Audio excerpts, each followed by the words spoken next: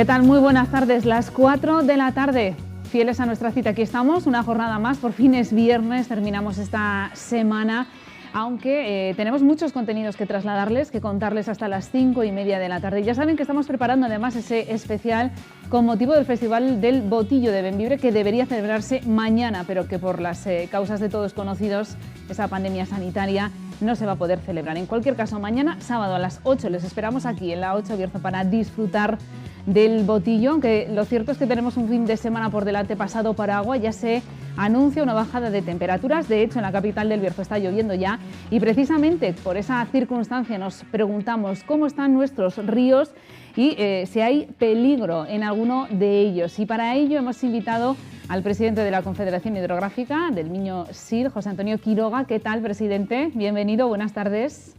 Buenas tardes. Bueno, la verdad es que se anuncian lluvias, ha llovido mucho en la recta final del año 2020. Así en general, ¿hay preocupación en la Confederación por el caudal de los ríos o la situación de momento está controlada?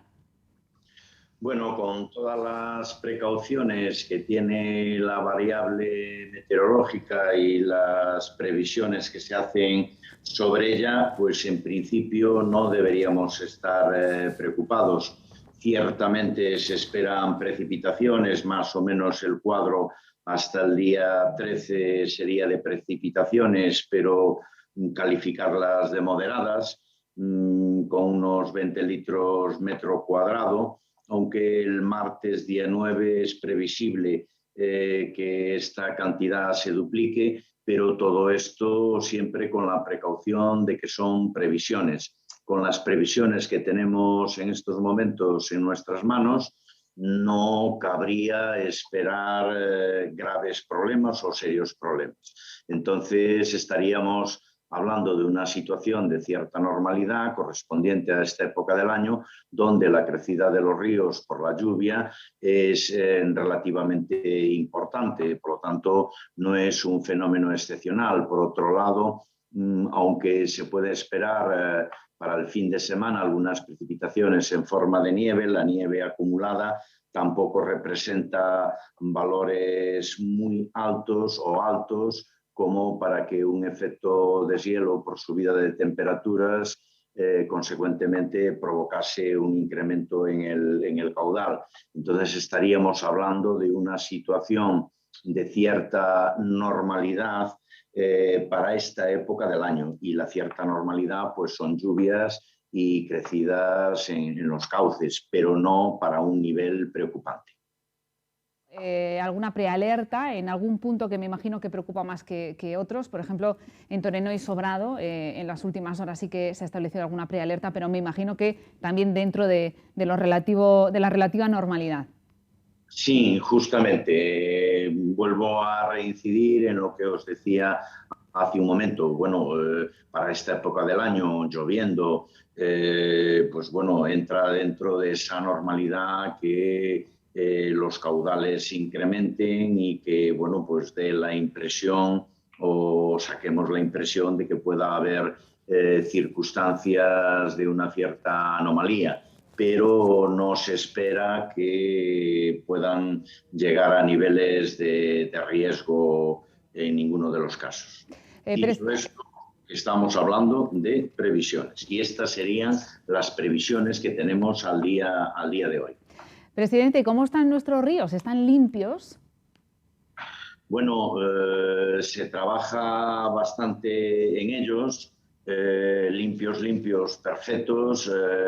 Es un concepto que, bueno, es muy difícil de alcanzar, pero para que os hagáis una idea, la Confederación durante 2020 trabajó y limpió 70 kilómetros de cauces en la provincia de León, en 42 actuaciones y con una inversión global de 650.000 euros. Inversión y actuaciones que, adecuados a nuevos tramos, esperamos repetir este año, y de hecho sobre la tercera semana de febrero aproximadamente se iniciará la primera fase de estos trabajos. Entonces, limpieza de ríos es una labor constante, año a año, en la cual estamos presentes y a la cual le dedicamos una cantidad considerable.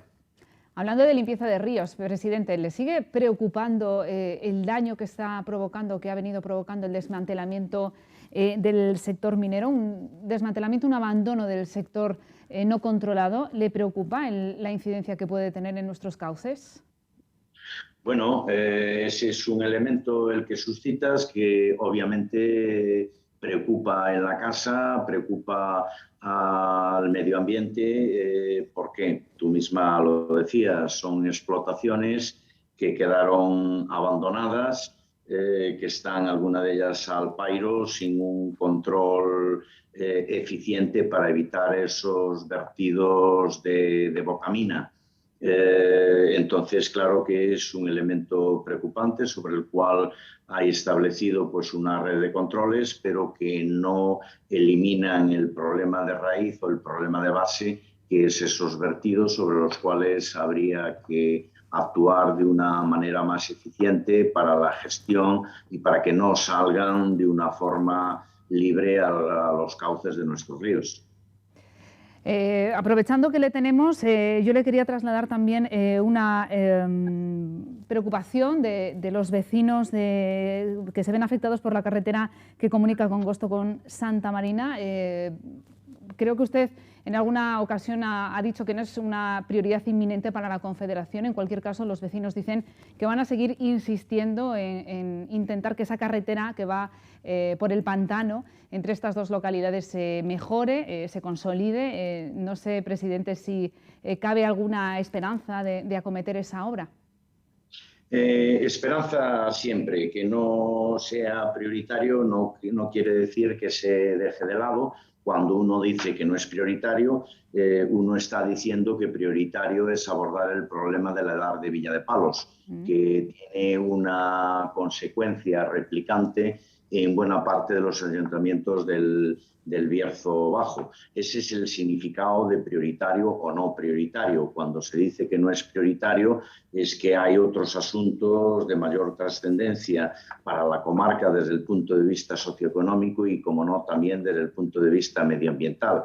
Pero de ahí no se debe extraer que no tenga su importancia, que no tenga su consideración, y desde luego nosotros siempre estamos abiertos a tratar cualquiera de los problemas que afecten a esta demarcación, y ese en su medida también lo es, pero tienen que entender los telespectadores que hay una jerarquía, hay una orden de prioridades, de aquello más trascendente a lo menos trascendente, y tal como explicaba usted, bueno, pues ese es un vial que afecta a unos cuantos vecinos, y esto no quiere decir que los minusvaloren, ni mucho menos, pero hay otros que afectan a miles de vecinos, y entonces en esa organización de prioridades, los que tienen una mayor afectación tanto a vecinos como a medio ambiente como a ríos, pues tienen también esa cualificación de más prioritarios. Hablaba de la edar de Villa de Palos. ¿Va a haber noticias próximamente? Bueno, pues justamente hoy firmamos con la Mancomunidad de la Edar de Villa de Palos, con su representante, con Iván Castrillo, un protocolo para poner en marcha el proyecto de estudio de la red de colectores de Villa de Palos. Esta sí es una actuación estratégica, una actuación prioritaria, que precisamente en el día de hoy acabamos de darle el pistoletazo de salida con la firma de este protocolo. La edar de Villa de Palos, que asume los vertidos de un número significativo de ayuntamientos del Bierzo Bajo, pues tiene una situación en este momento bastante preocupante, dado que se calcula que entre un 30 y un 40% del afluente del caudal que entra en Villa de Palos son aguas limpias. Entonces esto, aparte de provocar un efecto cuantitativo que desborda la misma depuradora, también tiene un efecto cualitativo, tanto en cuanto provoca un mal funcionamiento de esa edad. Y el protocolo que se pone hoy en marcha y que da paso a ese estudio lo que se pretende es hacer una diagnosis de cómo están los colectores para evitar la permeabilidad de las aguas limpias, del riego, etcétera, etcétera, y buscando pues la reparación, el reseteo de toda esa red de colectores para el buen funcionamiento de la Edar de Villa de Palos. La Edar de Villa de Palos no puede seguir en el estado actual, puesto que no permite nuevos enganches, dificulta aprobaciones de planeamientos urbanísticos, tiene por lo tanto un notable efecto en la dinámica socioeconómica y medioambiental de la zona. Acabamos, repito, de poner la primera piedra para buscar una solución, y esta pasa por este estudio en donde la Confederación asume al 100% el gasto de este proyecto, que se cifra en la cantidad de 350.000 euros. Es así, me imagino, es una actuación estratégica, ¿no?, para que nos entiendan los espectadores. Efectivamente, de estratégica la podemos calificar, puesto que tiene ese efecto replicante en la dinámica socioeconómica de casi todos los ayuntamientos del Bierzo Bajo. Me imagino que es un trabajo a largo plazo, pero no sé si podemos fijar una fecha para que ese objetivo que se marca la Confederación con respecto a esa infraestructura tan importante y tan vital como es la Edar de Villa de Palos pueda comenzar a funcionar como debe hacerlo, de forma correcta. Bueno, el problema de dar fechas es después quedar atrapado en ellas y que estéis continuamente, bueno, dijo el tal de tal. No, vamos a ver. Lo fundamental es ponerlo en marcha. Hoy se pone en marcha. Calculamos que a lo largo de este año pueda estar en condiciones ese diagnóstico, y a partir de ahí se abriría otro camino, otro paso, que sería ver las posibilidades, según nos marque el diagnóstico de ese proyecto, de arreglar la problemática que tiene toda esta amplia red de colectores. Si me hablas de tiempos, a esto le vamos a dar la máxima prioridad, y también teniendo en cuenta las implicaciones de las distintas administraciones que se ven afectadas por esta problemática, una vez que se acabe la fase de estudio, de proyecto, por lo tanto de diagnosis, entraremos en otra fase, que es la de concretar las obras necesarias, y para eso pues, también vamos a necesitar, en ese caso, dada la magnitud, la implicación de otras administraciones, bien sean locales, bien sean provinciales o autonómicas, o incluso estatales. Opta por la prudencia el presidente de la Confederación, porque los tiempos luego esclavizan evidentemente el desarrollo de los proyectos. El que sí que ya por fin parece que se pone en marcha, se retoma, son esas esperadas mejoras del paseo del río de Ponferrada. ¿Cómo está en este momento ese expediente? Bueno, pues el que podíamos calificar como mantra de la principal ciudad del Bierzo Bajo, de Ponferrada, el Paseo de las Flores del Sil, por fin va a coger carrerilla, va a dar inicio, dado que la segunda quincena de este mes de febrero se va a proceder a la licitación del proyecto, lo cual ya entra en una fase de procedimientos, de realidades, y esperemos que en el menor tiempo posible los ciudadanos de la ciudad de Ponferrada puedan ver, y su entorno puedan ver realizada esta obra tan ampliamente demandada. Y una vez que esté encarrilada esta, llamémosle, primera fase del Paseo de Flores del Sil, y hago hincapié en lo de primera fase, porque una vez que esté encarrilada la obra, daremos paso a una petición que nos traslada el Ayuntamiento de Ponferrada, que sería una segunda fase. Pero la primera, que es la gran demandada, la que durante años estuvo bailando de un lado para otro, por fin va a dar inicio con este primer paso, que es la licitación en la segunda quincena del mes de febrero.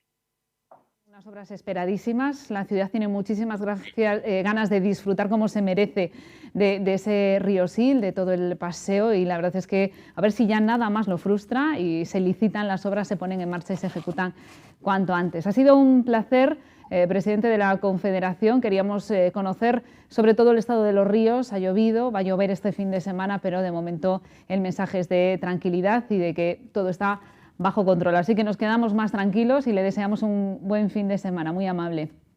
Igualmente, muchas gracias a vosotros. Bueno, pues son importantes esos anuncios que deja la entrevista con el presidente de la Confederación, esas mejoras en las que ya se va a empezar a trabajar para mejorar la actuación, el funcionamiento de la EDAR de Villadepalos con esa filtración de agua limpia que curiosamente impide que funcione correctamente la depuración de las aguas sucias y también esa licitación de las obras del paseo del río de Ponferrada en esta primera quincena del mes de febrero. Y ahora vamos a seguir hablando del que es sin duda el principal atractivo turístico que tiene Castilla y León y también Ponferrada, como es esa Semana Santa. Lo hacemos con el mayordomo de la Real Hermandad de Jesús Nazareno de Ponferrada, Salvador Fernández. Bienvenido. Muchas gracias. Hay mucha inquietud sobre qué va a ocurrir con la Semana Santa. Sería la segunda consecutiva que se pierde y evidentemente estamos hablando de pérdidas millonarias en toda la comunidad autónoma de cientos de millones de euros. Salvador, no sé cómo estáis trabajando, con cuántos planes alternativos trabajáis para intentar sacar adelante la cita, que será el primer fin de semana de abril y en el que trabajáis conjuntamente también con la Junta de Castilla y León para intentar arbitrar de alguna manera una Semana Santa alternativa, pase lo que pase, ¿no? Sí, efectivamente, estamos trabajando, como llaman, una mesa de trabajo con la Junta de Castilla y León, en la cual ha participado la Directora General de Turismo y el consejero también de Turismo, y bueno, queremos llamarle o queremos hacerle una Semana Santa alternativa. Como sabéis, los desfiles procesionales están suspendidos, entonces queremos buscar una manera de hacer una Semana Santa alternativa, con ello más atractiva. No lo sé, porque lo que decías al principio, tener 2 años consecutivos sin sacar una Semana Santa para tanto Ponferrada como Castilla y León, serían las pérdidas creo que van a ser, por desgracia, no vamos a tener que traer turismo, no podemos traer turismo, pero sí que tenemos que hacer esa celebración de la Semana Santa para que en el año que viene, a ser posible, que se imagino que sea posible, pues bueno, el torrente de turistas que nos visiten sea el doble.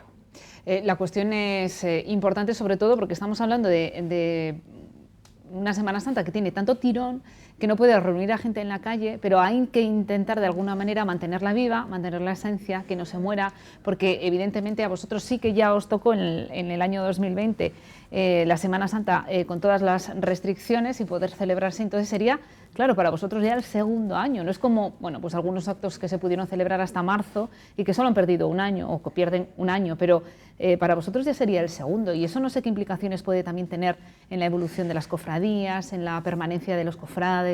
Efectivamente, es una cosa que estamos peleando, de hecho, lo que tú bien dices es digamos, 2 años consecutivos sin hacer nada y tal, pues crea desapatía, crea desinterés, entonces, bueno, nosotros ya el año pasado tuvimos que hacer una Semana Santa todo vía redes sociales, Facebook, bueno, todo lo que teníamos a mano para la televisión también nos ayudó, todo lo que teníamos a mano para, bueno, rememorar las Semanas Santas anteriores, con imágenes, procesiones antiguas.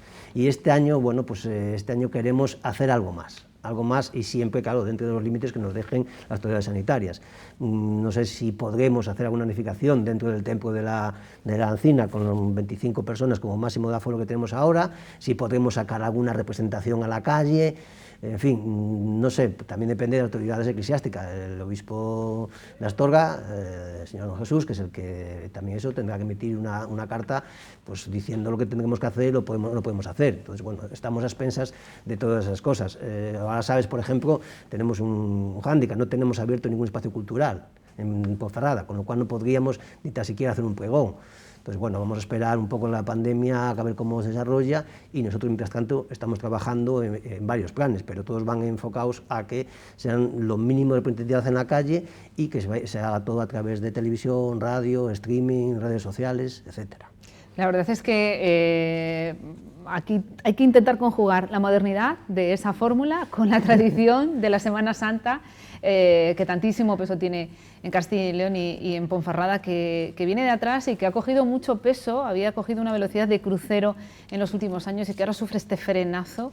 Esperemos que no sea más que un pequeño descanso, ¿no? No, hombre, va a ser un pequeño descanso y yo creo que es, como se dice algo, es un paso atrás para coger impulso, ¿no? Entonces, bueno, tenemos ahí varias cosas, como es el Vía Crucis, el canto que tenemos del castillo, de eso. Habíamos sacado lo que era el desenclavo en el entierro el Viernes Santo a la calle, teníamos el encuentro también en la Plaza de la Encina. Son cosas que hemos ido mejorando y que seguiremos mejorando, sin perder lo que es la esencia de la cristiandad y la historia de la Semana Santa Ponferradina y de la hermandad. Sin olvidar que además es una de las épocas del año, yo creo que la que más, en la que viene la gente a Ponferrada, regresa la gente.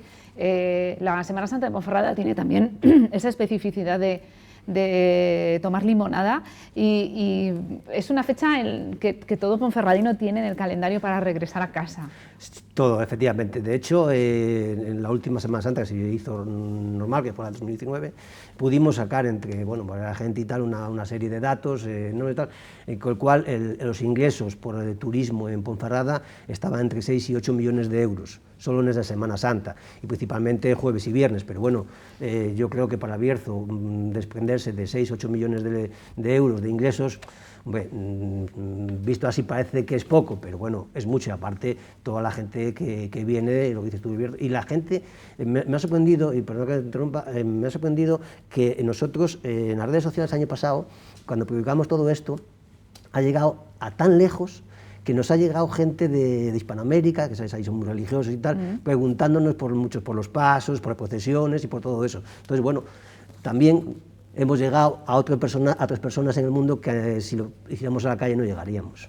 Posiblemente. Bueno, siempre hay que ver el lado positivo de las cosas, lógicamente. Lo bueno es que a partir de este momento se pueda conjugar, ¿no? Y que cuando se pueda volver a celebrar una Semana Santa tradicional en la calle también vaya acompañado ya de esas nuevas tecnologías que han cogido impulso gracias a la pandemia y al final consigamos que la Semana Santa de Ponferrada llegue todavía más lejos. Efectivamente, también no cabe duda que vosotros sois un referente y llevamos ya colaborando con vosotros hace ya 3-4 años. Nos estáis, me recuerdo el primer Vía Crucis que hicimos en el castillo, que fue televisado, que bueno, la verdad que fue una cosa espectacular, ¿no? Con la televisión, las imágenes.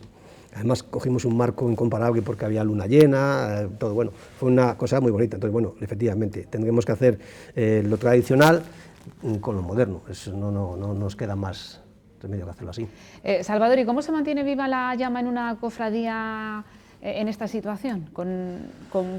Yo me estoy acordando, en algunas procesiones que no se puede salir, que llueve y la gente llora, ¿cómo se ha vivido la no celebración de la Semana Santa? Supongo que del disgusto de la primera, la segunda sería igual, ¿o no?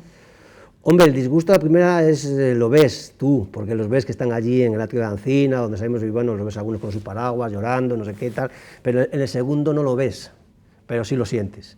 Si lo sientes, ¿no? Como cofrade, y en este caso como cofrade mayor de la hermandad, lo siento, y bueno, y cuando interactuamos por los medios sociales y tal, la gente te dice, pues una pena, no sé qué, y ves su voz apáctica de que bueno, a ver si para el año que viene, a ver si tal, entonces bueno,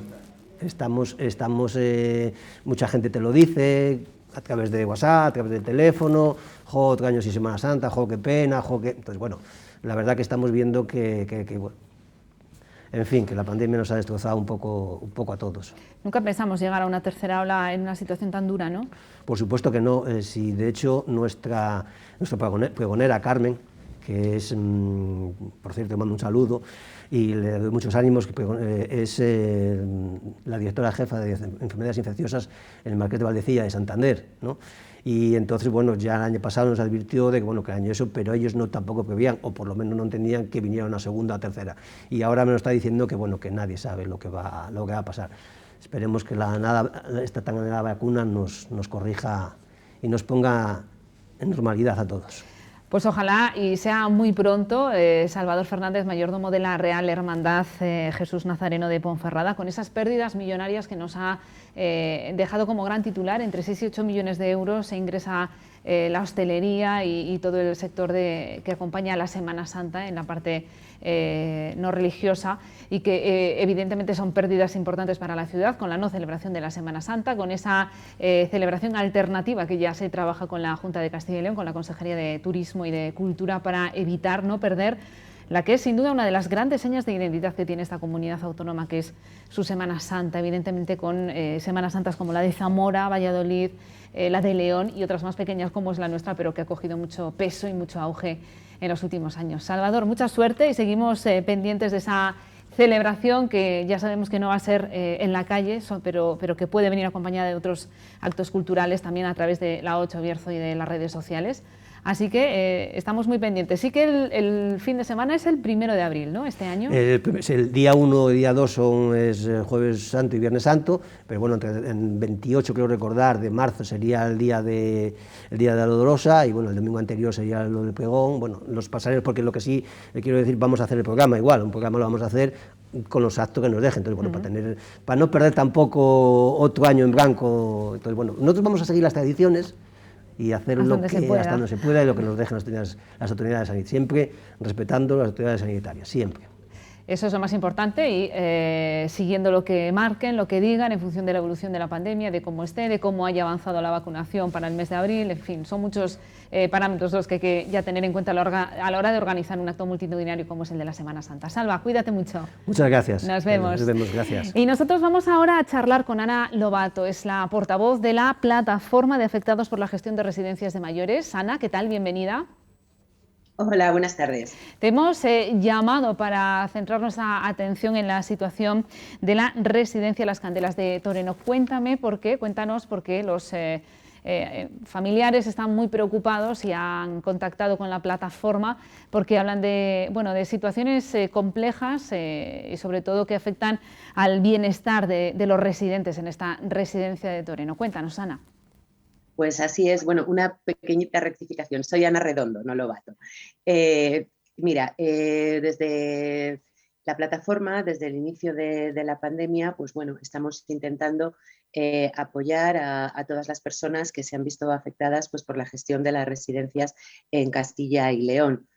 Como sabéis, bueno, pues desde el principio, desde los meses de marzo y abril, la población que vive en residencias ha sido la más vulnerable y la que más ha sufrido pues, las consecuencias desastrosas de esta enfermedad.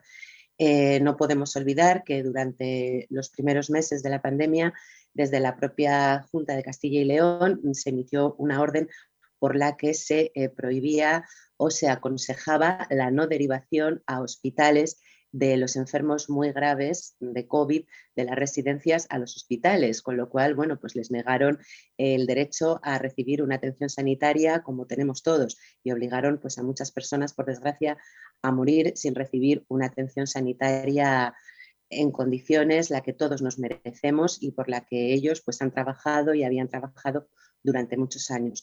Desde ahí, pues bueno, pues nos unimos una serie de personas que nos habíamos visto directamente afectados, otras personas que aunque no se hubieran visto directamente afectadas, pero que bueno, pues por su sensibilidad social hacia este problema, pues también están ahí para ayudarnos. Y bueno, pues intentamos un poco poner en contacto a familiares de las 9 provincias de la comunidad, de las que tienen personas allegadas viviendo en residencias de toda la comunidad, y efectivamente de la residencia de Las Candelas en Toreno, pues últimamente todas las noticias que tenemos, por desgracia, son malas o muy malas. Allí ya hubo un brote en el mes de septiembre, ahora tienen un nuevo brote. El resultado de esto es que ahora mismo pues en una residencia pequeña, creo que son 48 residentes en total, pues debe de haber 22 personas contagiadas y el resto, 26, pues que no están contagiadas. También hay un buen número de trabajadores contagiados, creo que 7 en concreto, el último dato que tenía. Y bueno, la consecuencia directa de esto es que desde el momento en que se detectó el brote e incluso desde antes, todas estas personas que residen en esta residencia de Toreno, pues se han visto confinadas en sus habitaciones, lo que quiere decir que no salen de la habitación para nada. Allí les llevan el desayuno, allí les llevan la comida, la merienda, la cena, no se relacionan unos con otros, no realizan actividades en grupo. Sí que es cierto que hay un terapeuta ocupacional y un fisioterapeuta con contratos de 5 horas a la semana, cada uno de ellos, con lo cual pues os podéis imaginar que en 5 horas cómo van a visitar a cada uno en su habitación a 48 residentes. Es imposible de todo punto.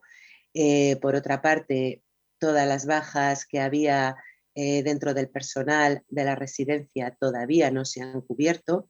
Incluso ha habido algún contrato que ha terminado a finales de enero y no sabemos muy bien el motivo, pero no lo han renovado a algún trabajador, con lo cual, pues bueno, los trabajadores que están ahora mismo se ven obligados en ocasiones a doblar turnos y claro, pues la atención no puede ser la correcta con un personal totalmente mermado en número y con una circunstancia como la de tenerlos encerrados a cada uno en su habitación.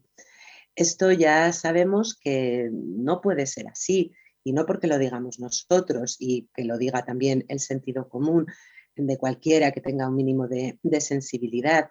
Esto no puede ser así pues porque hay una guía de actuaciones que cada cierto tiempo se va renovando, se va actualizando, de la Junta de Castilla y León, de la Gerencia de Servicios Sociales, de la que dependen las residencias en nuestra comunidad, y en ella, bueno, pues especifica cómo se debe actuar en caso de brote dentro de las residencias. En esas guías se dice en todo momento pues que deben continuar las actividades, en fin, entendemos que se tiene que hacer diferenciación de zonas de personas que están contagiadas y de personas que no están contagiadas para evitar que resulten contagiados pues la totalidad de los residentes, pero bueno, dentro de esas zonas, si están bien diferenciadas, no vemos cuál es el problema para que los residentes puedan moverse, puedan entrar, puedan salir de las habitaciones, puedan acudir a los salones que tienen para realizar actividades o para pasar tiempo juntos. Es una situación que nos parece realmente inhumana.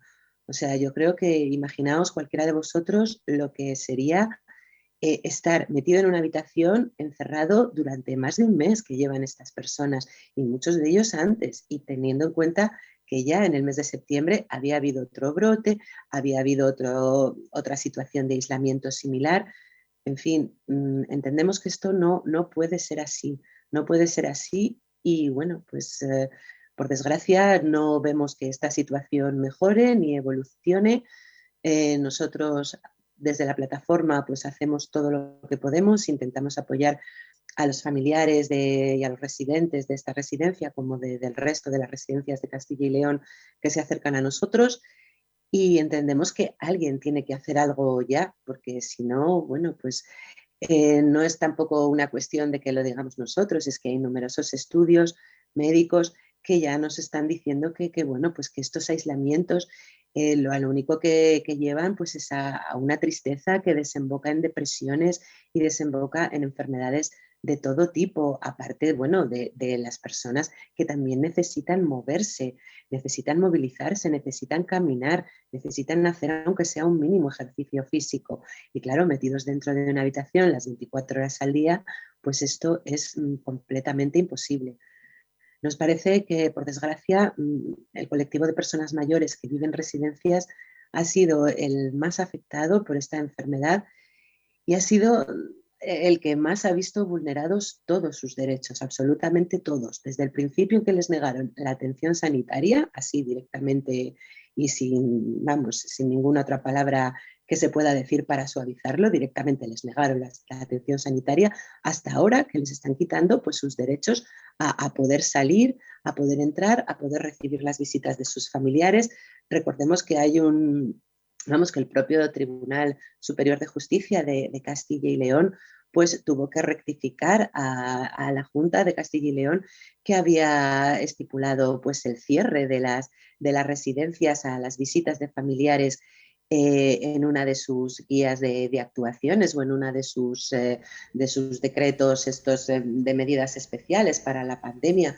A ver si todos podemos salir y todos podemos entrar a trabajar, a hacer un poco nuestra vida diaria, desde luego que con las restricciones que se estipulan en cada momento, pero no entendemos por qué estas personas no tienen ahora ningún derecho. Ana, No lo entendemos. Ana, Sí. esa situación que describes de aislamiento y de falta de personal, no sé si los familiares, que la plataforma se hace eco de esas quejas familiares, se ha puesto en contacto con la residencia. Estamos hablando, recordamos, de la residencia Las Candelas de Toreno.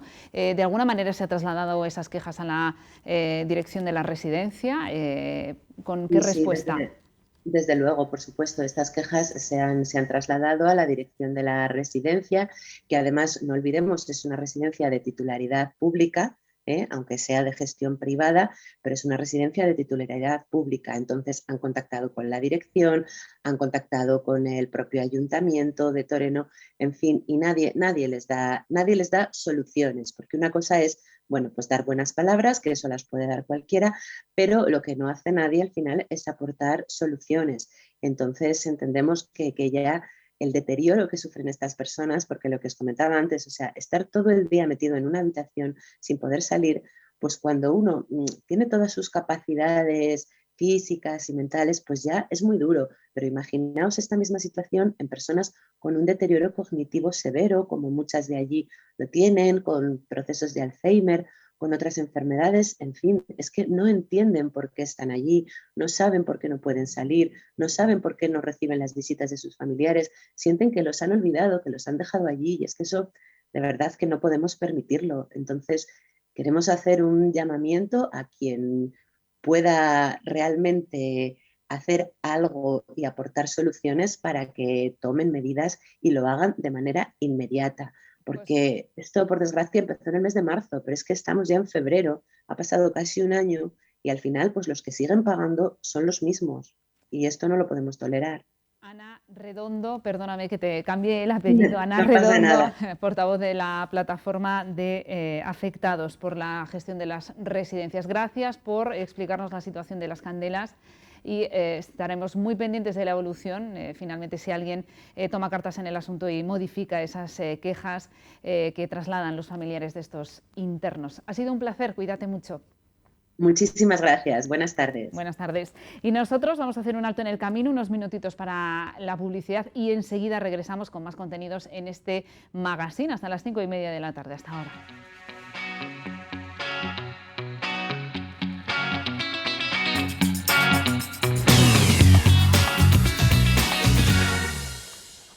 4:42 de la tarde, continuamos. Nos vamos a hacer eco de esa decisión que maneja el Gobierno central de hacer que el lobo, no permitir que el lobo sea una especie cinegética. Una noticia que no reciben nada bien los ganaderos, los propietarios de cabezas de ganado, y es una decisión que critica también el sindicato Asaja. El secretario provincial, José Antonio Turrado, nos acompaña ya. Bienvenido. Hola, buenas tardes. Para que la gente lo entienda, ¿qué significa esta decisión? No permitir que se pueda cazar lobo. ¿Qué significa a grandes rasgos para nuestros ganaderos y para en general para la gente que vive del ganado?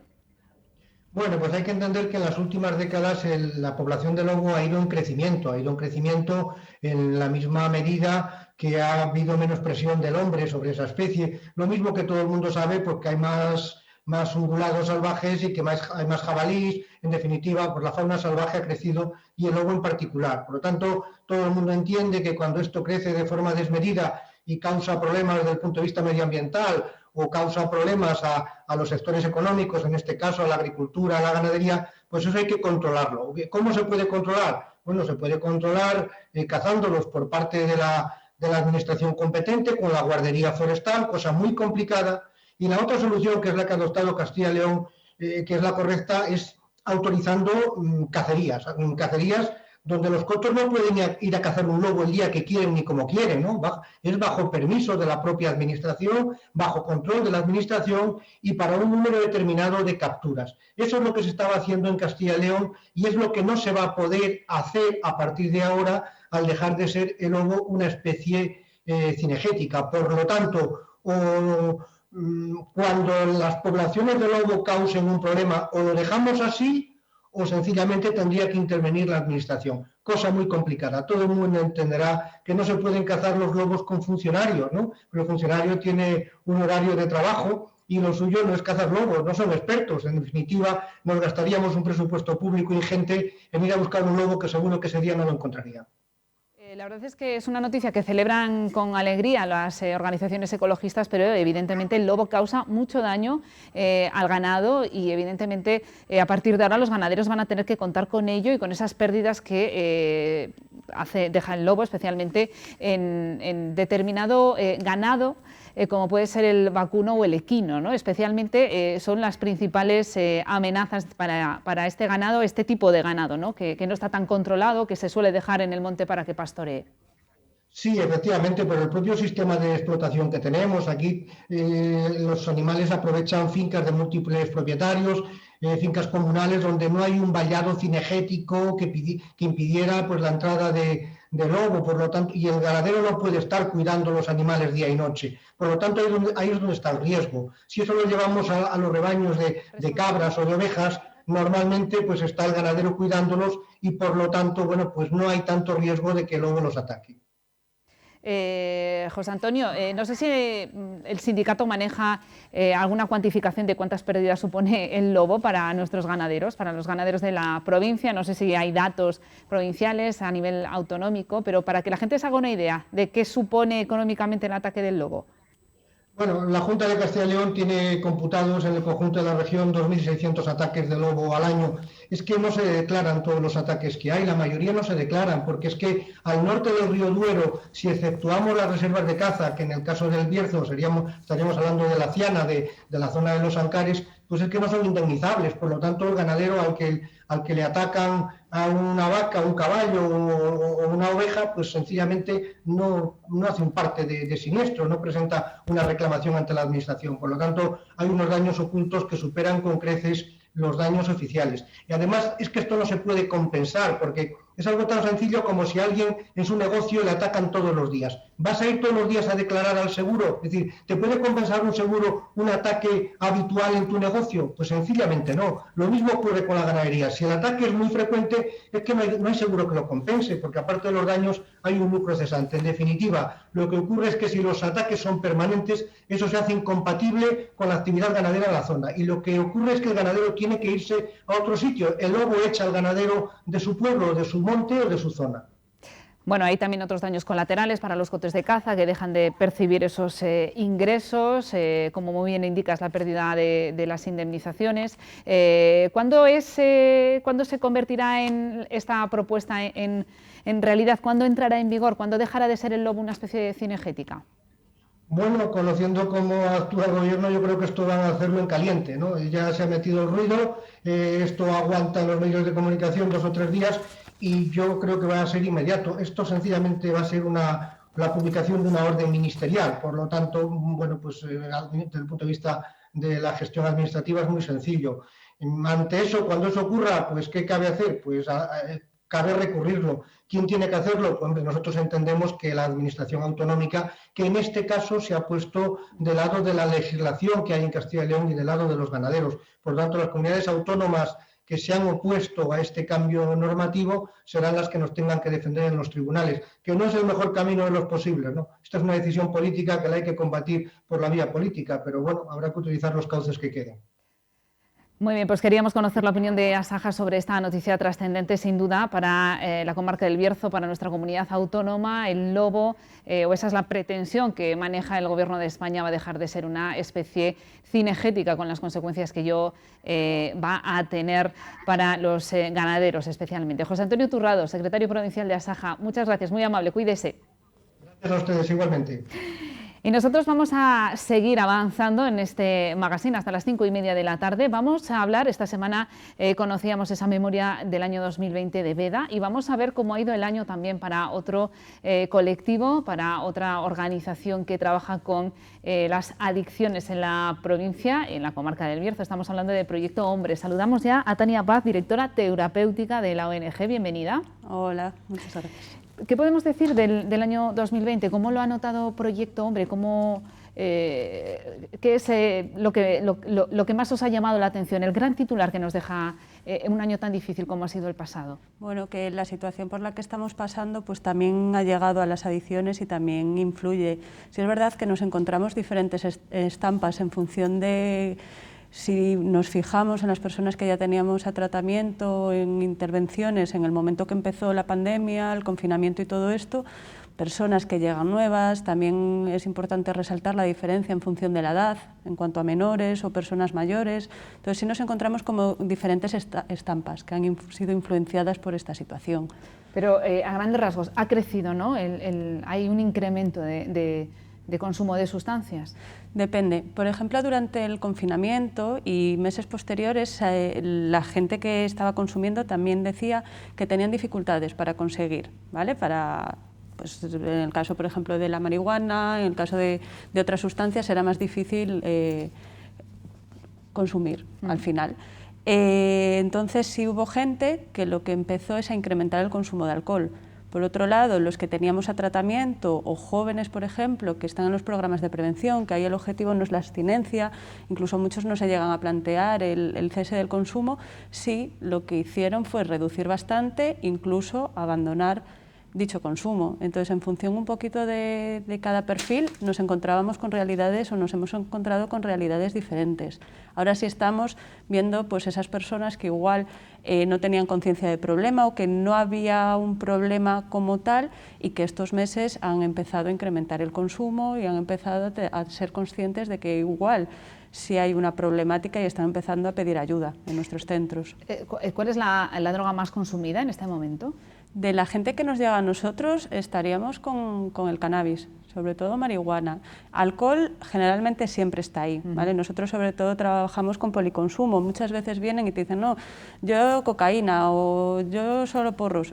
El alcohol suele estar presente en la mayoría de casos, ¿vale? Lo que pasa que es la droga socialmente más aceptada, claro, y por lo tanto mucha gente ni la incluye en esa lista, ¿no? Ahí está, sí, sí, sí. O sea que marihuana y me imagino que después la cocaína. Sí, sobre todo jóvenes menores y en adultos ya estaríamos con cocaína y alcohol. Van siempre combinadas, suelen ir combinadas. Suelen ir combinadas, sí. ¿Y en qué horquilla de edad se mueve Proyecto Hombre? Nosotros desde programas de prevención, ahora actualmente estamos con el programa de DALO, que es de la Junta de Castilla y León, que es a partir de 9 años, de 9 a 13 años. El otro que tenemos de prevención, que es el Indícale, que también es de la Junta de Castilla y León, es a partir de 12 y ese es hasta los 21 y luego ya de 18 en adelante, vamos. Hay consumos tempranos, ¿no? Sí, sí, sí, sí. Programas pensados para edades muy, muy tempranas.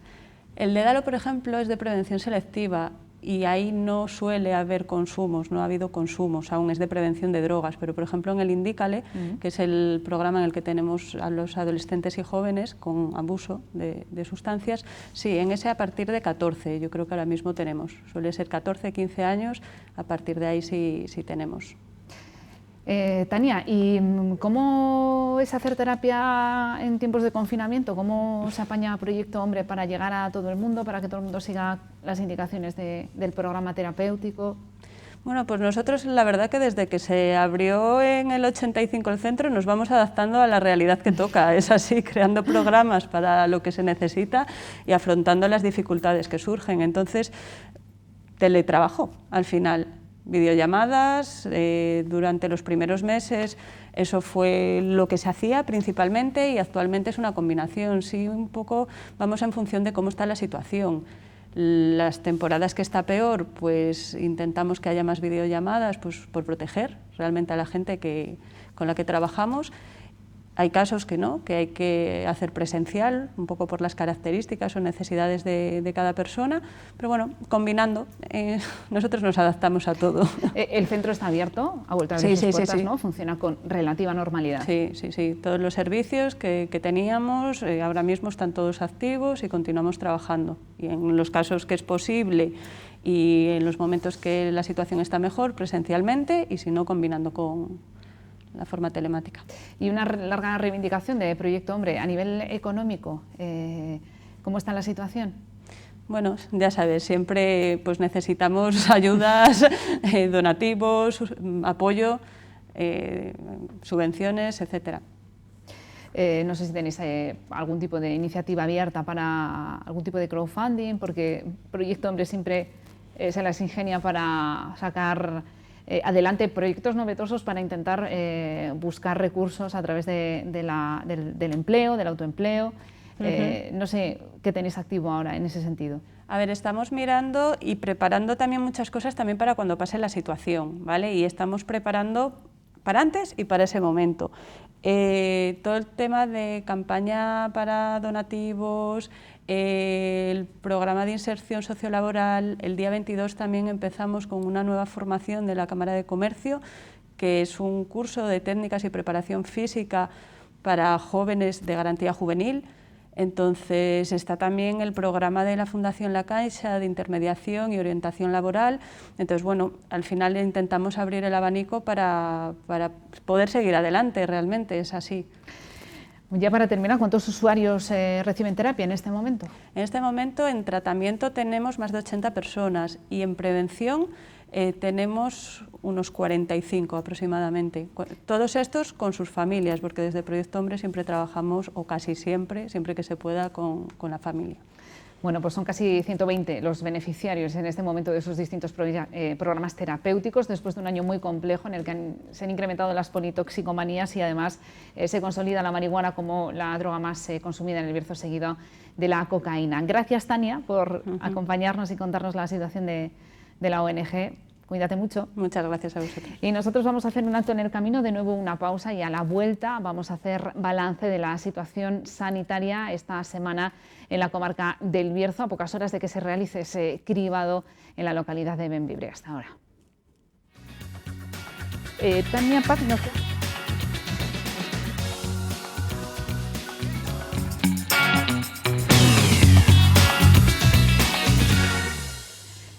Pues arrancamos esta última parte ya del programa y lo hacemos haciendo balance de la situación sanitaria de la comarca esta semana. Lo hacemos de la mano del jefe de informativos del 8 Bierzo, de Manuel Domínguez, que tiene atesorados todos los datos de la evolución pandémica en la comarca del Bierzo. Bienvenido.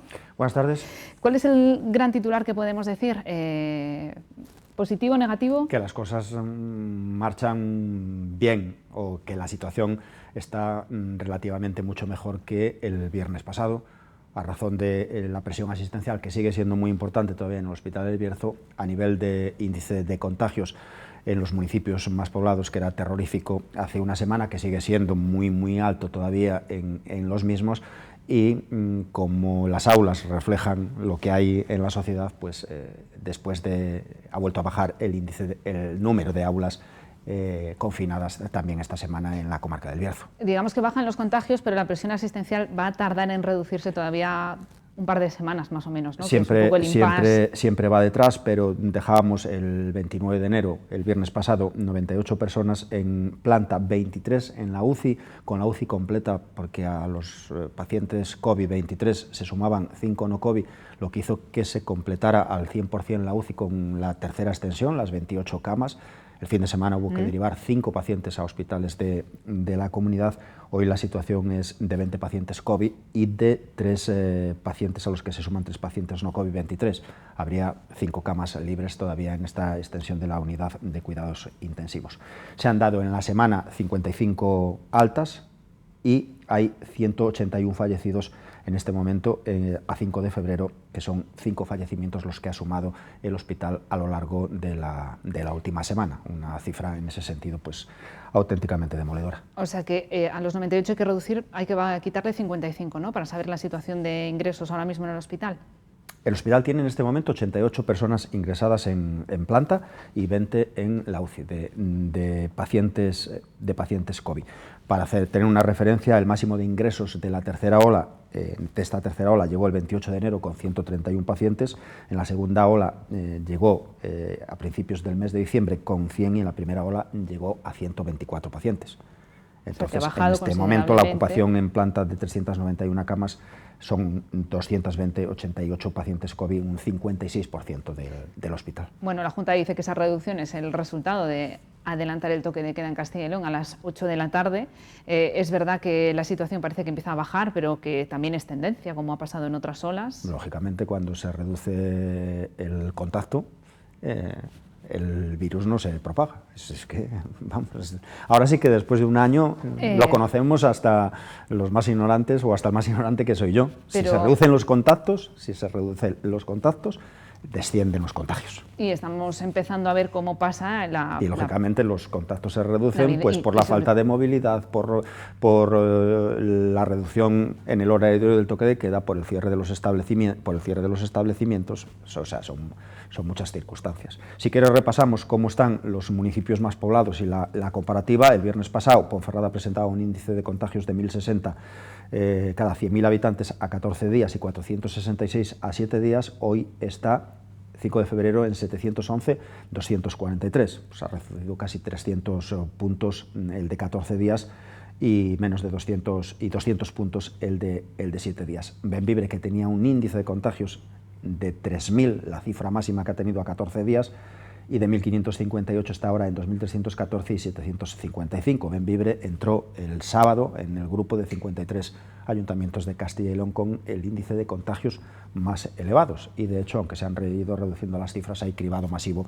programado mañana en Bembibre desde las 9 de la mañana. Y Villablino, que estaba el viernes 29 con 2.451 a 14 días y 1.279, está ahora en 1.504 y 225 a 7 días. Sí que se ha reducido de manera muy importante en la comarca de Laciana. Para comparar las cifras, 711 de Ponferrada, el índice de Castilla y León es de 1.118 a 14 días, que ayer, a la falta de los datos de hoy, era el segundo más alto de toda España. Lo cual contrasta con ese planteamiento de la Junta de que tenemos el toque de queda más adelantado y a pesar de todo tenemos más contagios que en otras comunidades donde no hay un toque de queda tan corto. El segundo en la jornada de ayer. Castilla y León tiene ese índice de 1.118, 433 y la provincia de León tiene 1.255, 512. Las cifras de la ciudad más importante, como es Ponferrada, pues mejoran sustancialmente esa cantidad. La provincia con más alto índice de contagios es Palencia, que está hoy en 2.120 contagios por cada 100.000 habitantes a los 14 días. El 28 de enero, el día antes, el jueves pasado, fue la cifra máxima de contagios de Bembibre y de Villablino. El de Ponferrada llegó el 26 de enero, donde el pico de la gráfica llegó a su máximo. Ahora las tendencias pues son al descenso después de confirmar el aplanamiento. Favero, después de 11 días al alza, parece que se ha frenado estos dos últimos días, ahora está en 775, 410, pero bueno, la tendencia que llevaba, teniendo en cuenta como... ¿Pero se frena o no? 2 días. Bueno. Las tendencias necesitan más que... Ya, claro. Son tendencias, se necesitan más que 2 días. Y ha empezado a crecer con números pequeños el índice de contagios los últimos días en el municipio de Cacabelos. En Cacabelos, que había estado muy bien. Había estado muy bien, el Bierzo Central en esta tercera ola pues ha estado muy bien. Toda la presión se ha ido especialmente a los sitios más grandes, a donde hay más gente, donde hay más contacto y donde hay más movilidad. Bueno, pues aprovechamos para recordar que hay que autoconfinarse lo máximo posible y evitar al máximo los contactos. Es verdad que todavía estamos pagando los lazos familiares de las Navidades y que poco a poco, evidentemente, va remitiendo, pero que tenemos que poner de nuestra parte para que los sanitarios sean capaces de controlar la situación. Esperemos que el próximo viernes... Como señal, después del cierre de la hostelería que se produjo en el mes de noviembre, Castilla y León abrió la hostelería coincidiendo poquito antes del puente de la Constitución y de la Inmaculada, cuando los índices a 14 días bajaron de 400. Ahora, Ponferrada está en 711, Bembibre en 2.314, Villablino en 1.504, la media de Castilla y León es de 1.118, la de la provincia 1.255. Castilla y León ha dicho que va a desescalar muchísimo más lento que en las anteriores ocasiones, que no lo va a hacer así. Entonces, para que la gente se vaya mentalizando, si es que no lo tiene todavía muy claro, y esas noticias buenas que al final es que los contagios van descendiendo, pues si se cumplen las previsiones que han llegado a anunciar, pues desescaló cuando había 400 de índice a 14 días. Y ahora el 400 está muy lejos todavía. O acelera la tendencia pues a más de un mes. Bueno, ya dijo la Marmota Phil el día 3 de febrero que el invierno dura otras 6 semanas, así que bueno, tenemos tenemos el invierno, a uno le gusta estar en casa, así que aferrémonos a la situación meteorológica para quedarnos en casa. Llevamos casi un año de invierno en este sentido. Bueno, pues aún nos queda un ratito. ¿Algún dato más? No, recordar lo de las aulas confinadas. Esta semana han sido 4, los 2 últimos días ninguna. En la primera del segundo trimestre se confinó, después de Reyes, solamente un aula, en la segunda 10 aulas, la pasada semana 6 y en este caso 4, que viene a confirmar pues esa tendencia que esperemos pues también dé un poco de paz en los propios colegios, que también lo están pasando muy mal. Efectivamente. En Ponferrada todos los centros culturales están cerrados, también la biblioteca, a la espera de que baje esa incidencia. Sí que podemos este fin de semana disfrutar todavía de la exposición de Gil del Pozo en el Marca. Vamos a recordar lo que allí podemos ver y está abierta al público hasta el próximo 14 de marzo. Gracias. Bueno, pues hoy nos hemos venido hasta el Museo Marca de Cacabelos porque se ha inaugurado una exposición, en concreto una exposición bajo el título Esculturas del artista Gil del Pozo. 10 años hacía que Gil no formaba parte de las exposiciones de este museo, así que ahora han vuelto. Vamos a conocer un poquito más de qué va a consistir esta exposición, estas esculturas, y lo vamos a hacer evidentemente de la mano de su autor, Gil del Pozo. ¿Qué tal? Bienvenido. Hola, buenos días. Bueno, 10 años hacía que no teníamos tus esculturas por aquí. En Cacabelos, sí, claro. Hemos expuesto en Ponferrada, en Monasterio de Montes y bueno, en otras localidades de aquí de la zona, pero en Cacabelos no se había retomado hasta ahora. Bueno, llegas a Cacabelos, aquí al Marca, con esta exposición, Esculturas, que como vemos, evidentemente es todo madera. Bueno, son técnicas mixtas, hay madera, hay metal, hay cristal, hay un montón de materiales que puedes utilizar e incorporar a la hora de hacer una obra. No solamente te limitas a un tipo de madera, siempre estás intentando innovar y crear cosas nuevas. No te basas solamente en un solo producto. ¿Qué vamos entonces a poder ver a lo largo de esta exposición? Bueno, pues se ve una evolución de formas, no llegas por casualidad a resolver algunos temas, entonces vas creando cosas distintas y esos trabajos, pues bueno, como son muy lentos, son procesos demasiado lentos, no puedes correr, la palabra correr en este trabajo no existe, tienes que estar y tienes que ver y tienes que contemplar la obra y fijarte en la cantidad de defectos que se pueden crear, porque la madera nunca sabes lo que vas a encontrarte dentro, tiene mucha dificultad a la hora de ser trabajada, y entonces tienes que convertir esos errores y esos fracasos y esos fallos que tiene la madera en triunfos. Entonces, bueno, queda como queda. Precisamente eso te iba a preguntar, ¿cuán difícil es trabajar pues un elemento tan básico, ¿no?, como puede ser la madera, pero que, como tú dices, se puede complicar mucho el proceso para realizar estas esculturas? Claro, a ver, todo depende del control de calidad, es decir, si una cosa te vale de cualquier manera, pues bueno, no pasa nada, pero si tú lo que pretendes es que tenga una textura, un acabado que sea más suave a tus dedos, a tus manos, a tu vista, que tenga formas armónicas, cuanto más las líneas sean más puras, más trabajo da. ¿Cómo se trabaja la madera para estas esculturas, por ejemplo? Con cariño y con mucha paciencia. No sé cuántas vamos a poder ver a lo largo de esta exposición, que está repartida en estas 3 plantas. ¿Cuántas piezas podemos observar? Pues realmente no las he contado, ¿eh? No lo sé, no os lo puedo decir. Bueno, esta pregunta es un poco como a quién prefieres, a mamá o a papá, pero ¿qué escultura nos recomiendas o cuál es la que más te gusta?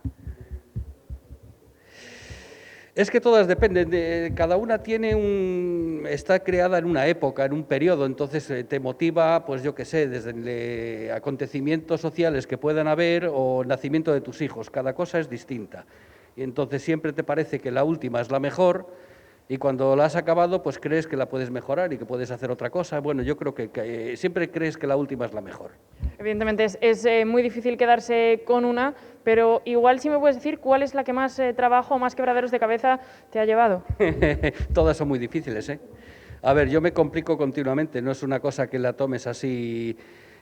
Siempre estás intentando innovar y crear cosas nuevas, no te limitas a repetir piezas de hace 20 años.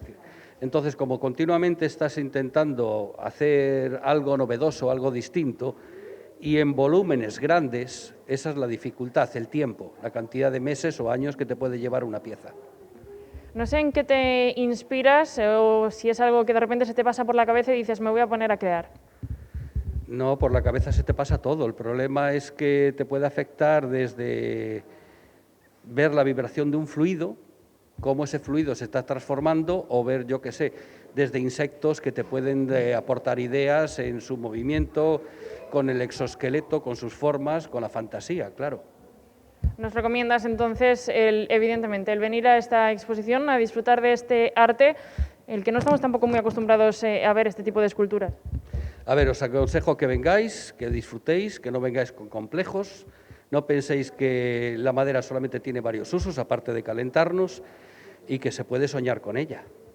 Es que precisamente, aquí por ejemplo tenemos una muestra, no es un arte al que estemos muy acostumbrados, ¿no?, a ver en las exposiciones y demás. No, normalmente, a ver, la escultura madera se da en todas partes del mundo, sobre todo en centro de Europa y bueno, y sitios que los inviernos son muy largos, entonces esa gente aprovecha para pasar esas largas noches de invierno, esos días tan fríos, con materiales cálidos y hacer muchas manualidades, actividades o esculturas, claro. Gil, pues muchísimas gracias, que sigas creando y que sigamos viendo todo tu arte. Venga, pues igualmente, encantados, y venir a verlo. Pues esta exposición aquí en el Marca de Cacabelos, que va a estar hasta el 14 de marzo, así que os animamos a todos a que vengáis a ver esta exposición Esculturas de Gil del Pozo. Está rara con eso, ¿no? Pues uno de los pocos centros culturales que podemos visitar este fin de semana, el Marca de Cacabelos, con la máxima prudencia y distancia, disfrutar de esa exposición hasta el próximo 14 de marzo. Y nos quedan 15 minutos para el final y lo vamos a dedicar, como suele ser habitual los viernes, a hablar de literatura con Pedro Villanueva. Bienvenido. Buenas tardes, Silvia, ¿qué tal? Hoy vamos a hablar, además de biografías, memorias de políticos, de personalidades, sí, ¿no?, de cómo dan el salto o cómo llegan a la literatura después de haber realizado otro tipo de profesiones, ¿no? Sí, a ver, es que estamos en el concepto de biografía y siempre pensamos, pues bueno, el típico libro que te dice de tal persona, ¿no?, que nació en tal fecha, patatín, ¿no?, lo típico. Entonces, mucha gente no compra biografías porque cree que va a ser aburrido, ¿no?, la vida sobre alguien o tal, a no ser que te guste mucho el personaje, no indagas, ¿no? Pero traemos así traigo un pequeño totum revolutum de todo. Y bueno, y un par de vídeos y bueno, vamos a acabar con Obama, además, que sé que te gusta mucho. Sí. Y bueno, voy a empezar por la primera. Si el jefe técnico me quiere poner la diapositiva 1, que yo creo que es el top 10 de las biografías, a ver si nos lo pone. Hoy va, no, ¡hombre! Ha sido un error. Ha sido un error, Belén Esteban, fíjate, despasa. Bueno, esto sí que es una biografía, porque para memorias Belén Esteban no da, ¿eh? Ya, la verdad que mira, te voy a contar una anécdota. Además, estábamos en la Feria del Libro de Madrid y tal, y bueno, había varios autores, entre ellos José Luis Landero, que ya ves, es un grande, ¿no? Para mí es el mejor autor del siglo XX. Y claro, hasta él se fijó, ¿no? Había una fila enorme, y hizo así para ver quién era la que estaba firmando tantos libros, y era Belén Esteban. Madre mía. Así que no lo aconsejamos el libro, no lo recomendamos, simplemente era una pequeña broma, porque sí que si no somos demasiado académicos. La verdad es que, ¿no? Claro, ya no sé ni qué decir, ¿verdad, porque evidentemente pues, las editoriales también viven de vender libros y de aprovechar la fama de los personajes para venderlos, pero, bueno, cada pero uno nada, ¿verdad? Pero que bueno, lea lo vendió que quiera. Muchísimo y el que quiera, ¿verdad? Y nada, bueno, pues por empezar un poquito, vamos a ir directamente vamos a volver hacia atrás mejor, vamos a ser serios. Y bueno, hay diferentes tipos de biografías, como decíamos, memorias, y hay libros, por ejemplo, que hablan de personajes políticos, como Jovellanos. Y bueno, pues Jovellanos sabemos que es un ilustrado, político español, que por defender sus ideales pues estuvo preso 7 años en Mallorca. Y este tipo de memorias, este tipo de libros, por ejemplo, me encanta el título, ¿no? Nuestros hijos volarán con el siglo. Habla del final de los días de Jovellanos, cuando iba huyendo de los franceses y en el barco con una pulmonía enorme, pues va haciendo un poco un flashback, ¿no? Va hacia atrás y va hablando de diferentes etapas de su vida. Y es una manera de tener al lector entretenido. Entonces me gusta ese tipo de biografía, no me gusta la biografía tediosa, ¿no? Entonces, pues bueno, quería comentar simplemente de Jovellanos específicamente. A mí, como además soy un poco jovellanista, pues... Ya, y aparte es un personaje fascinante, quiero decir. Jovellanos. Hay personajes que te gusten más o menos, siempre merece la pena leer sobre su vida, sobre lo que hizo y sobre lo que pensaba. Se han dicho muchas cosas, además, de Jovellanos, pero ya en la Ley Agraria, fíjate, habla de Castilla y León y la compara con Cataluña, y dice que lo que le falta a Castilla y León es, bueno, lo primero, capital, es decir, gente que invierta. Lo segundo que dice son ideas, luego dice comunicaciones, ¿sabes? Carreteras, caminos, y casi después de 400 años... 300, seguimos igual. Seguimos igual. Nos falta capital, nos sobran ideas, yo creo, ¿no? Porque tenemos muy buenos ideólogos aquí en el Bierzo. Sí, y además, nos faltan comunicaciones terrestres y digitales. Pues fíjate, casi nada, ¿eh? Pero bueno, Jovellanos era un adelantado y se atrevió a pedir, por ejemplo, pues que la Iglesia diese al pueblo esas tierras que no utilizaban. O sea, en la ley agraria ya pide, ¿quién se atreve en 1795 a decirle a la Iglesia, a los monasterios, no, hay que soltar las tierras, que la gente tiene que vivir de algo? Ya. Y se lo dice al rey, no anda con bromas, o sea, no lo dice como ahora que lo soltamos en las redes, tipo Trump, que seguro que no te gusta nada, es verdad. Pero bueno, por eso hay personajes que traspasan su tiempo y sobreviven generaciones y generaciones porque son valientes y dan pasos claro. a favor de la humanidad. Y grandes mujeres, biografías. Si el jefe técnico, vamos a hacer un anticipo, ya hemos hablado aquí de ella, pero a mí me encanta también, estoy enamorado de Sofía Casanova, soy un gran defensor de Sofía. Yo de Obama y tú de Sofía. Exactamente. Si nos ponen el vídeo de Sofía, y luego te cuento un poquito, a ver si nos lo pone el jefe técnico, que está atento siempre a todo, a ver si nos pone el vídeo, a ver qué tal.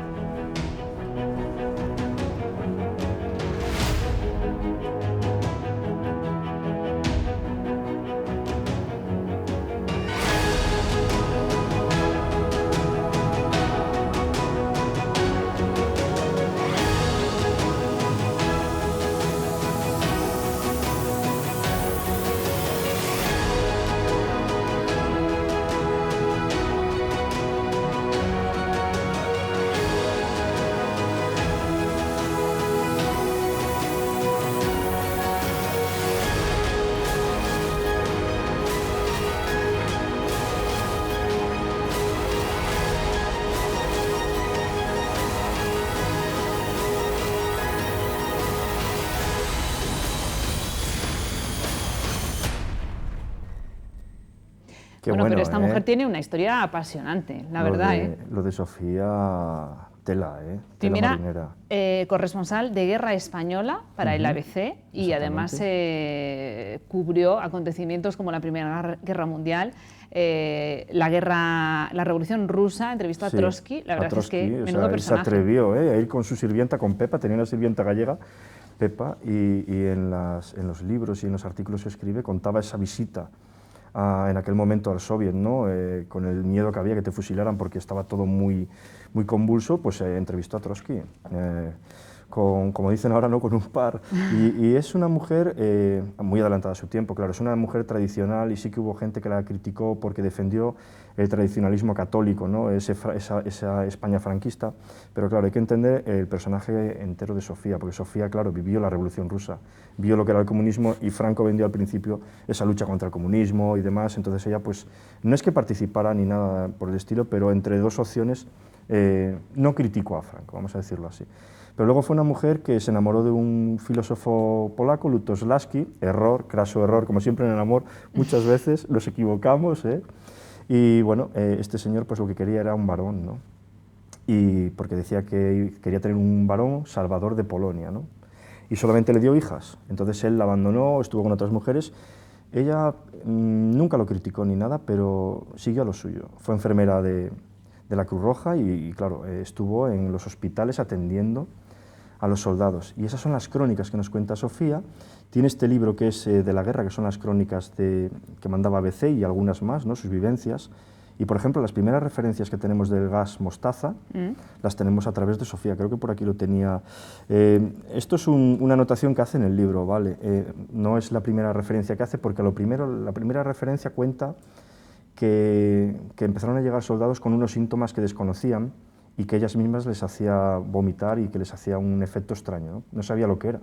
O sea, cambió la guerra, de repente había una guerra que era de caballeros y con este tipo de cosas, ¿no? Pues ha cambiado todo. Ya no hay caballeros y ya no hay honor y lo que se basa es en matar y cuantos más asesines mejor, ¿no? Entonces, bueno, aquí cuenta, pues hemos recibido 600 envenenados por los gases mortíferos y esperamos dentro de una hora otros tantos. Este nuevo aspecto de la guerra es más terrible que los ya conocidos, o sea, ya empieza a nombrarlo y bueno, en estas vivencias que ella tiene, es increíble. Luego, todo lo que son los artículos de ella, sobre todo en el ABC, he querido traeros un original. Yo tengo muchísimos de Sofía, como te decía, como me encanta. Es un periódico de 1920, de ABC. Y bueno, aquí lo que habla es del asesinato del zar, de Nicolás II, y de su familia. Estamos acostumbrados a oír que el zar había muerto, pues que lo bajaron al sótano, ¿no?, y los fusilaron. Bueno, pues la tendencia que había en aquel momento era que esa era la falsa versión, y ella lo cuenta en este artículo, ¿no? Lo que va diciendo es que fueron asesinándolos, fusilándolos diferentes días y en diferentes lugares. Por ejemplo, a Nicolás habla de que lo fusilaron en la tapia de un cementerio, y que una de las princesas, Tania, que tuvo un idilio y uno de los soldados intentó salvarla durante 2 días y no lo consiguió, ¿no? Y aportan pruebas, además, nombres y apellidos de quién es el que lo cuenta, y además tenían hasta objetos, ¿no? Por ejemplo, una almohada de la familia real, una sábana de almohada. Y es eso, te transmite tanto, Sofía, que leer estas biografías, a la par que aprendes mucho, ¿no?, porque te empañas de historia y de... Estoy leyendo aquí además que fue muy longeva, murió con 96 años, madre 96 años, pero es que además no abandonó, aunque siempre venía a Galicia, lo que te decía de la sirvienta de Pepa, ¿no?, y no iba siempre con ella. O sea, que es gallega. Gallega. Además bien, porque siempre tiene una obra que es Fugaces, de poesía, y es una poesía muy interior, muy potente. Y siempre habla de Meiras, de Galicia, de A Coruña y demás. Y es eso, Sofía tiene pues multitud de facetas y te quedas con lo que más te guste, ¿no? Pero bueno, es otro tipo de leer biografías. Sin duda, y además para conocer la época histórica, claro, que suele ser pues, más aburrido leer un libro de historia como tal, pues está bien leer a gente que escribió en esa época para darte cuenta de cómo se vivía, de qué costumbres había, y es otra forma también de aprender historia. Y anticipaba muchas cosas, es como Hannah Arendt con el totalitarismo, y también las mujeres, por ejemplo, Sofía estuvo con las primeras sufragistas en Inglaterra, con la señora Pankhurst, ¿no?, ese feminismo que hemos perdido. Porque la verdad es que es un personaje... Está un poco dividido el feminismo. Yo me quedo con el feminismo que alababa o reivindicaba que la mujer podía hacer un mundo mejor. O sea, el feminismo tenía que apartar, digamos, la ideología del hombre, no machista, del hombre, y imponer sus idearios, ¿no? Entonces luego de repente se diversificó, empezó un machismo comunista, un machismo socialista, un machismo de mujeres negras, y al final, claro, si divides, como dice el otro, vencerás. Yo creo que los hombres han conseguido dividir el feminismo. Y bueno, es que la sociedad es tan machista que el enemigo es muy poderoso. El enemigo es muy poderoso, pero esa idea, ¿no? No sé, yo creo que estoy convencido de que el mundo sería mejor. Había que probar una temporada, a ver si era mejor el mundo con el ideario femenino. Seguramente, ya te lo digo yo. ¿A que sí? No vamos a decir lo contrario. Bueno, la verdad es que Sofía Casanova es un gran descubrimiento y una gran recomendación que deja esta sección de literatura. Más luego, que nos quedamos sin tiempo. Te traigo una curiosidad rápida, que es la historia de Erika, ¿no? De historias como la de Sofía, pues parten historias como esta. Para los más jóvenes no, pero por ejemplo de 12, 13 años sí que pueden ver esto. Y si el jefe técnico nos lo pone, nos lo cuenta todo. Un pequeño vídeo que traigo también de la historia de Erika, que es un hecho real, por cierto, ¿eh? Pues vamos, Miguel. A ver si la gente lo interpreta.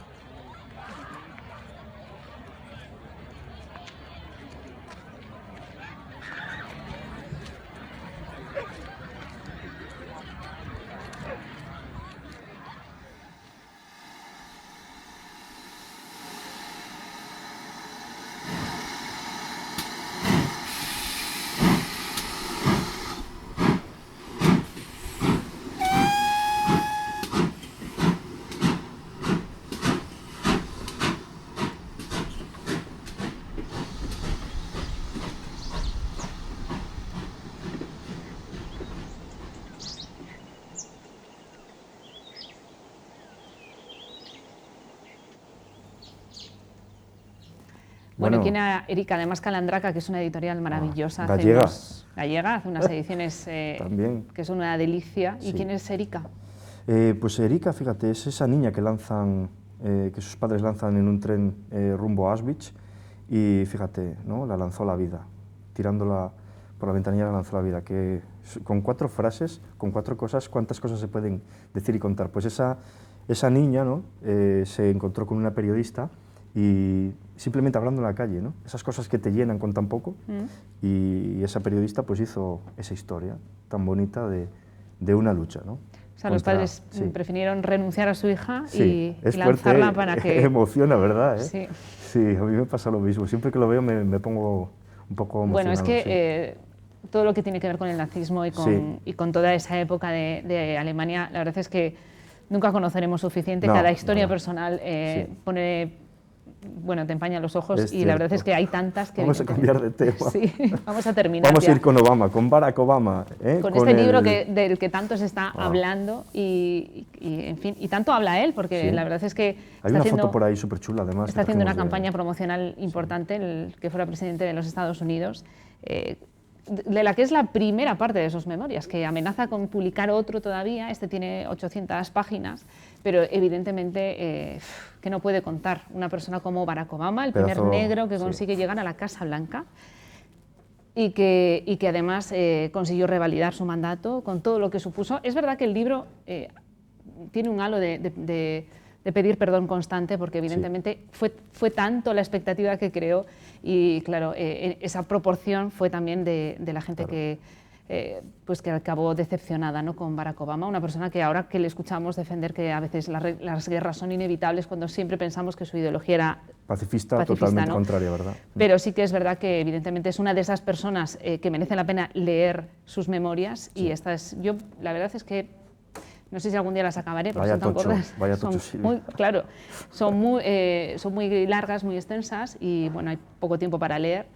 Y bueno, aquí tengo mi marcapáginas que nos da para otra sección, qué chulo. Para hablar de los marcapáginas que utiliza la gente para poner y marcar las páginas de su libro. Si la gente se anima y nos manda alguna, ¿verdad? Alguna foto, algo genial. Hacemos una sección con los marcapáginas de los libros que la verdad es que también dan para otra mucho, historia. Dan para muchas historias. Pues Obama, el significado creo que es así como el elegido, ¿no? O algo así. Sí, algo así, claro. Es que imagínate. Nació en Hawái. Nació en Hawái y evidentemente habla de todo lo que significó para él nacer en Hawái. Su primer trabajo. Su primer trabajo, sí, la enfermedad como de su madre. ¿no? Era o algo así. Bueno, él hizo muchos trabajos antes de ser la persona famosísima que soy y cosas que le han marcado la enfermedad de su madre, por ejemplo, que inspiró luego su Obamacare, que fue realmente... No lo consiguió aplicar del todo. Hay un libro que es... Es que es muy difícil, Economía zombie o algo así de Hugh. Y lo dice, es una pena que no haya podido, pero sí que avanzó muchísimo, no le dejó el Senado. Claro, es que la sociedad americana es muy diferente a la nuestra. Exactamente, hay una sanidad para pobres y luego la sanidad... Pero bueno, aún así sí que redujo la desigualdad en Sí, hombre, hizo muchas Unidos. Cosas, lógicamente. Lo que pasa que, claro, se esperaba tanto de él que al final, pues evidentemente, la presidencia de los Estados Unidos da para lo que da en cuanto a cambios. Dice él mismo lo dice, es más difícil parar algo que poner algo en marcha. Bueno, con la mesa llena... Buena frase. Con la mesa llena de libros, nos despedimos todos los viernes. Son las recomendaciones que les hacemos gracias a Pedro Villanueva, que es un placer, Silvia. Una persona con grandes conocimientos y mucha lectura en el cuerpo y en la mente. Que es lo mejor que hay que hacer, ¿verdad? Efectivamente, y quedarse en casa y leer. Y a todos ustedes, les esperamos aquí el lunes a la misma hora, a las 4, y mañana a partir de las 8 con ese especial dedicado al Festival de Exaltación del Botillo de Bembibre. Gracias y disfruten del fin de semana.